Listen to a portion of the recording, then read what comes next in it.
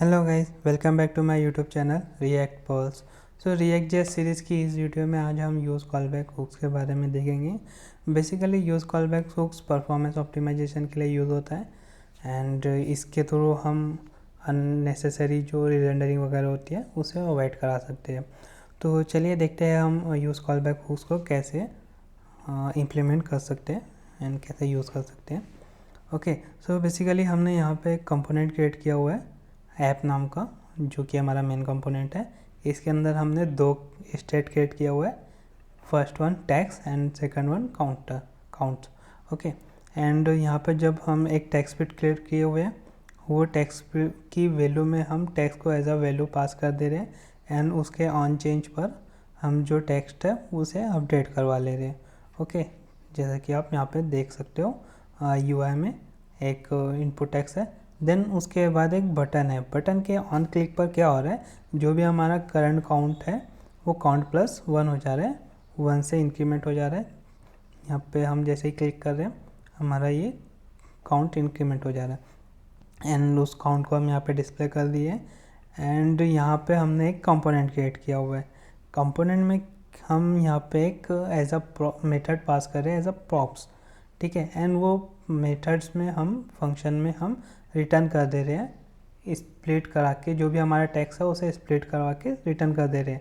Means इनके जगह से यहाँ पे मेरा होता है डेटा, तो इसके रिटर्न में आपको मिलेगा एक एरे में होगा फर्स्ट 0th इंडेक्स पे टी ए, देन फिर टी, देन फिर ए, ठीक है। मीन्स बेसिकली ये जो भी हम टेक्स्ट क्रिएट करेंगे उसे एज एरे में कन्वर्ट करके देगा स्प्लिट ऑपरेटर एंड रिटर्न कर देगा। ओके, एंड जब हम इस फंक्शन में जाएंगे, इस कंपोनेंट में जाएंगे, ये बेसिकली एक फंक्शनल कंपोनेंट है जिसमें हम एक प्रॉप्स गेट कर रहे हैं, गेट एरे नाम का, जो हमने यहाँ से पास किया हुआ है। ओके, एंड देन उस जो भी हमारा फंक्शन यहाँ पे कॉल हो रहा है उसमें यहाँ पे हमने डिपेंडेंसी में पास कर दिया है। जैसे ये फंक्शन में कुछ भी अपडेट होगा वो ये यूज़ कॉलबैक को कॉल करेगा एंड देन इसकी जो भी वैल्यू रहेंगी उसे कॉल करके हम गेट सेट कैरेक्टर्स में स्टोर करा दे रहे हैं। इनिशियली सेट कैरेक्टर्स का जो इनिशियली स्टेट है वो हमने एम्प्टी एरे रखा हुआ है, जो भी वैल्यू आएंगी वो वैल्यू यहाँ पे हमने उसे मैप करा दिया है LI में। ओके, जैसा कि आप यहाँ पे देख सकते हो। हम इसे रिमूव करा देते हैं, ठीक है। यहाँ पे हम करेंगे रिएक्ट पल्स, ठीक है। जैसे ही मैंने यहाँ पे टाइप किया रिएक्ट पल्स, यहाँ पे हमारा LI में ये कैरेक्टर बाय कैरेक्टर डिस्प्ले हो गया एंड यहाँ पे मैं इंक्रीमेंट कर रहा हूँ तो ये हमारा इंक्रीमेंट हो रहा है काउंटर। ओके, तो ये था हमारा कंपोनेंट। अब यहाँ पे मैंने एक कंसोल लिखा हुआ है, console log updating character. Okay, इसे रिलोड करा देते हैं। अब अपडेटिंग कैरेक्टर जैसे ही मैं यहाँ पे टाइप कर रहा हूँ रिएक्ट, ठीक है। रिएक्ट में टोटल 5 वर्ड्स है, ये 5 टाइम्स कॉल हुआ। ओके, बट यहाँ पे मैं इंक्रीमेंट भी कर रहा हूँ काउंट, तो भी हमारा अपडेटिंग कैरेक्टर जो कि हमारा ये कंपोनेंट के अंदर है वो कॉल हो रहा है। बट ये तो कॉल नहीं होना चाहिए था क्योंकि हमने यहाँ पे डिपेंडेंसी पास किया हुआ है फंक्शन। ओके, एंड ये फंक्शन में तो हमने कुछ चेंज नहीं किया, ना ये फंक्शन को कॉल किया हुआ है, बट फिर भी ये यूज़ इफेक्ट कॉल हो रहा है। ये सब क्यों हो रहा है? क्योंकि जब आप यहाँ पे app.js में आओगे, जैसे ही यहाँ पे रीरेंडरिंग होंगी, रेंडरिंग में जैसे यहाँ पे हमने यहाँ पे कंसोल लिखते हैं रेंडर ऐप कंपोनेंट, ठीक है। मीन्स रीरेंडरिंग होंगी, यहाँ पे जैसे ही हमने कुछ भी टाइप करते हैं ये रेंडर ऐप कंपोनेंट रेंडर होने वाला है। काउंटर जैसे क्रिएट करते हैं तो भी ये रेंडर ऐप कंपोनेंट कंसोल होने वाला है। मीन्स यहाँ पे n नंबर ऑफ आपका स्टेट होने वाला है, वो स्टेट अपडेट होने पर ये कंसोल कंपलसरी हो गई। सो ये कंसोल होने पर क्या हो रहा है, मतलब रीरेंडरिंग हो रही है ना, मीन्स ये ब्लॉक्स हमारा फिर से कॉल हो रहा है। जैसा कि हमने यहाँ पे कंसोल देखा था, तो कंसोल होने का मीन्स ये ब्लॉक्स हमारा फिर से रन हो रहा है। मीन्स ये जो फंक्शन है हमारा अगेन एंड अगेन क्रिएट हो रहा है, ठीक है। जैसे ये क्रिएट हो रहा है तो हमारा यहाँ पे मिल जा रहा है उसे चेंज। अब भाई ऑब्वियसली इनकेस ओल्ड वाला है एंड देन फिर उसके अंदर न्यू फंक्शन असाइन हो रहा है, डैट मीन्स इसमें कुछ ना कुछ चेंजेस है ना, तो चेंजेस होने पर ये यूज़ इफेक्ट फिर से कॉल हो रहा है, ठीक है। अब ये फंक्शन जैसे ही चेंज हो रहा है, फॉर एग्जांपल ये अभी ये था, देन जैसे रिटर्नडरिंग होंगी फिर से ये फंक्शन फिर से इसको असाइन होगा, फिर रिटर्नडरिंग होंगी, ये फंक्शन अगेन असाइन होगा। जितनी बार ये असाइन होगा उतनी बार ये यूज़ इफेक्ट कॉल होने वाला है। मीन्स हमारा कोई भी स्टेट हो, यहाँ पे अगर से हम काउंटर 2 लिख देते हैं, 3 लिख देते हैं, 2 3, मीन्स यहाँ पे हमने जितने भी काउंटर को कॉल करेंगे, अपडेट करेंगे, तो हमारा ये रीरेंडरिंग कंपलसरी होंगी ही। तो इसे हम अवॉइड करा सकते हैं with the help of use callback hook. Use callback hooks picture में इसीलिए आया क्योंकि हम इसे अननेसेसरी जो रीरेंडरिंग वगैरह है उसे अवॉइड कर सकते हैं। तो ये जो असाइनिंग का फंक्शन हो रहा है तो इसे हम रिमूव कराते हैं, इसे हम पास करेंगे कॉलबैक के यूज़ कॉलबैक के अंदर, ठीक है।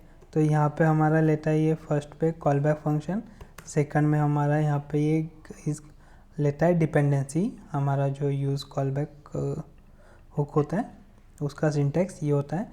देन हम जो भी फंक्शन क्रिएट करने वाले हैं वो फंक्शन हम पास करेंगे इसके कॉलबैक फंक्शन में, एंड डिपेंडेंसी में हम अभी के लिए इसे एम्प्टी ही रख देते हैं, इस स्टेट का तो काम नहीं, हम रिमूव कर देते हैं एंड यहाँ पे हम रिलोड करा देते हैं। ओके, तो जैसे ही मैं यहाँ पे टाइप करता हूँ तो आप यहाँ पे देखोगे आपका जो अपडेटिंग कैरेक्टर है वो कॉल नहीं हो रहा है। इवन मैं यहाँ पे टेक्स्ट भी टाइप कर रहा हूँ, सो काउंटर भी टाइप कर रहा हूँ, सो भी कॉल नहीं हो रहा है। इन केस अगर से मैं यहाँ पे इनिशियल स्टेट में रख देता हूँ रिएक्ट पल्स, ठीक है, एंड मैं इसे रिलोड कराता हूँ तो आप यहाँ पे देख सकते हो रिएक्ट पल्स आपका यहाँ पे रेंडर हो गया। क्यों? क्योंकि यहाँ पे आपने इनिशियल स्टेट की वैल्यू रखे हुए हैं एंड देन ये बोल रहा है कि एम्प्टी डिपेंडेंसी है, जैसा कि हमने यूज़ इफेक्ट में देखा था। इनकेस एम्प्टी डिपेंडेंसी रखते हो तो use effect only one time call होगा, देन फिर उसके बाद वो कॉल नहीं होगा। तो हमें एक्चुअली क्या चाहिए था कि जैसे ही हम यहाँ पे टाइप कर रहे हैं तो हमारा ये जो एल है वो रेंडर हो, ठीक है। तो हम यहाँ पे क्या करेंगे, हमारी डिपेंडेंसी पास करेंगे टेक्स्ट। तो जैसे ही यहाँ पे टेक्स्ट अपडेट होगा देन फिर ये असाइन होगा। एवरी टाइम हमारा जो फंक्शन है वो इसके अंदर असाइन नहीं होने वाला है।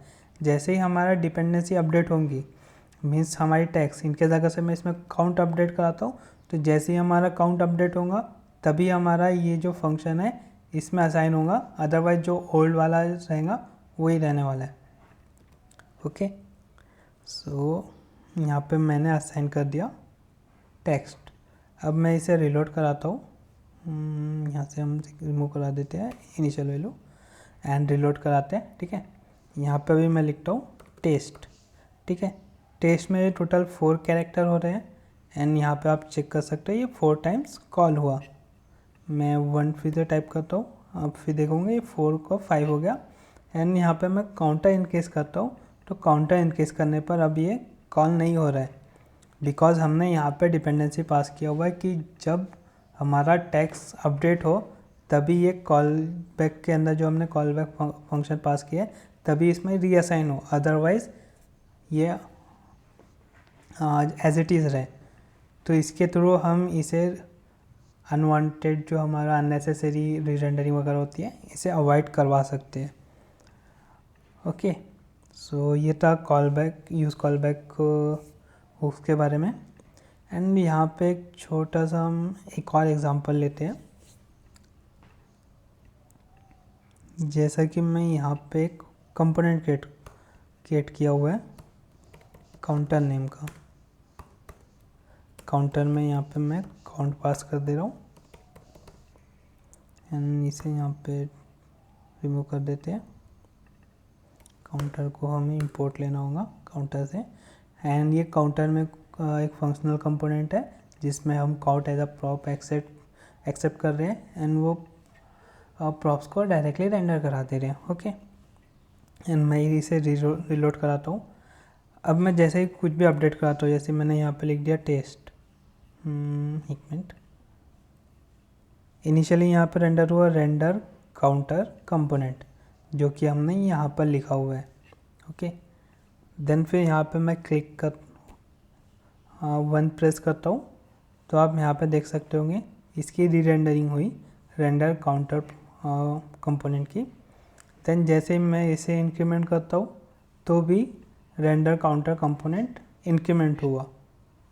मीन्स मैं कुछ भी अपडेट कराता हूँ तो वो हमारा रेंडर काउंटर कंपोनेंट अपडेट हुआ। डैट मीन्स हमारी जो एप्लीकेशन के अंदर है जितने भी कंपोनेंट्स है और एक भी स्टेट हमारा अपडेट होता है, वो कंपोनेंट सारे कंपोनेंट री रेंडर होने वाले हैं। तो इसको अवॉइड कर सकते हैं हम with the help of react.memo। react.memo basically एक HOC है जिसके थ्रू हम जो अननेसेसरी रेंडरिंग होती है उसे अवॉइड करा सकते हैं। लाइक अभी यहाँ पे हमने react.memo डाला है, जैसा कि हमने यहाँ पे कुछ डिपेंडेंसी ऐड की हुई थी यूज़ कॉल बैक में। ठीक है, जैसे ये अपडेट होते हैं तो ये यूज़ कॉल बैक कॉल होता है, बट यहाँ पे यूज़ मेमो में हमने कोई डिपेंडेंसी पास नहीं की हुई है। इसकी डिपेंडेंसी होती है प्रॉप्स। इनके जैसे ही हमारा यहाँ पे प्रॉप्स अपडेट होता है तो उसकी रीरेंडरिंग होंगी, अदरवाइज़ नहीं। हमने यहाँ पे प्रॉप्स क्या पास किया हुआ है, काउंट। ठीक है, तो काउंट ही यहाँ पे पास होने वाला है। तो चलिए देखते हैं, यहाँ पे मैं टाइप करता हूँ 1 2 3 4। हमारा ये वाला कंसोल नहीं हुआ अभी तक, यहाँ पे आप देख सकते हो। बट जैसे ही मैं काउंट अपडेट करता हूँ तो हमारा रेंडरिंग काउंटर कंपोनेंट रेंडर हुआ। ठीक है, यहाँ पे देख सकते हो आप 3 टाइम्स हुआ। जैसे मैं क्लिक करता हूँ ये 4 टाइम्स देन हो जाता है री रेंडरिंग। सो ठीक है, बाकी और जो भी स्टेट अपडेट होंगी उसके बेस पर ये री रेंडरिंग नहीं होंगी, तो इसके थ्रू भी हम री रेंडरिंग को अवॉइड कर सकते हैं with the help of use memo. But यहाँ पे हम यूज़ मेमो के साथ हम यूज़ कॉल बैक का भी यूज़ करा सकते हैं। लाइक इनकेस अगर से सिमिलरली मैं ये वाला एग्जांपल लेता हूँ, इसके अंदर मैं react.memo यूज़ करता हूँ।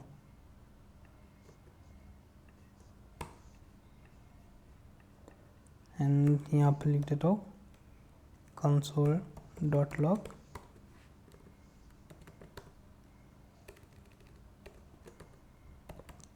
Rendering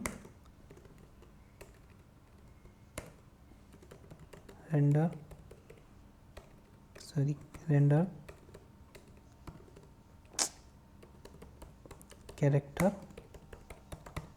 component.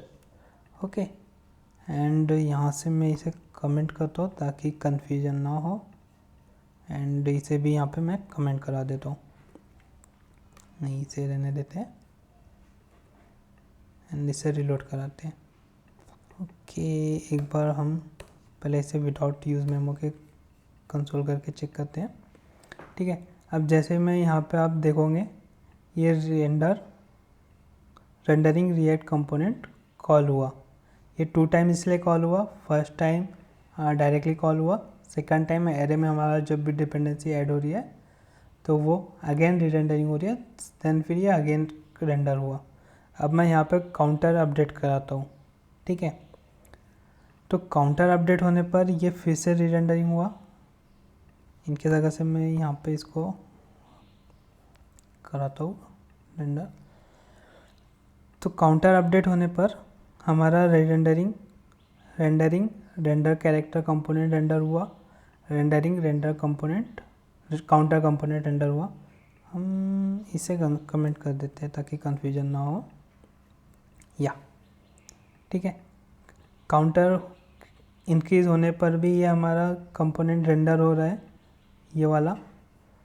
एंड हमारा जो भी स्ट्रिंग पास कर रहे हैं हम, दैट टाइम भी ये हमारा अपडेट हो रहा है। तो उसके लिए हम अगर से यहाँ पे इसको react.memo यूज़ करते हैं HOC, एंड डेट टाइम हम अगर से काउंटर अपडेट करते हैं तो हमारा ये कंपोनेंट रीरेंडरिंग नहीं होगा। एंड जैसे ही हम यहाँ पे अपडेट करते हैं टेस्ट, तो ये टेस्ट अपडेट होगा, बिकॉज यहाँ पे हमने एज अ प्रॉप पास किया है। जैसे ही ये प्रॉप्स अपडेट होने वाला है तो वो रीरेंडर ये वाला जो कंपोनेंट है रीरेंडर होगा इस प्रॉप की बेस पर, ठीक है। तो बेसिकली हम मोस्ट रिएक्ट मेमो के साथ में कॉल बैक का यूज़ करा सकते हैं इस वे से। तो इनके जगह से आपको कॉल बैक्स या फिर मेमो में कोई डाउट हो react.memo में, तो आप कमेंट बॉक्स में कमेंट कर सकते हो।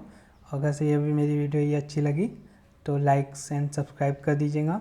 हाँ, चैनल में अगर से न्यू हो तो सब्सक्राइब ज़रूर कीजिएगा। मिलते हैं अब हमारी नेक्स्ट वीडियो में, जब तक के लिए thank you, bye, have a nice day.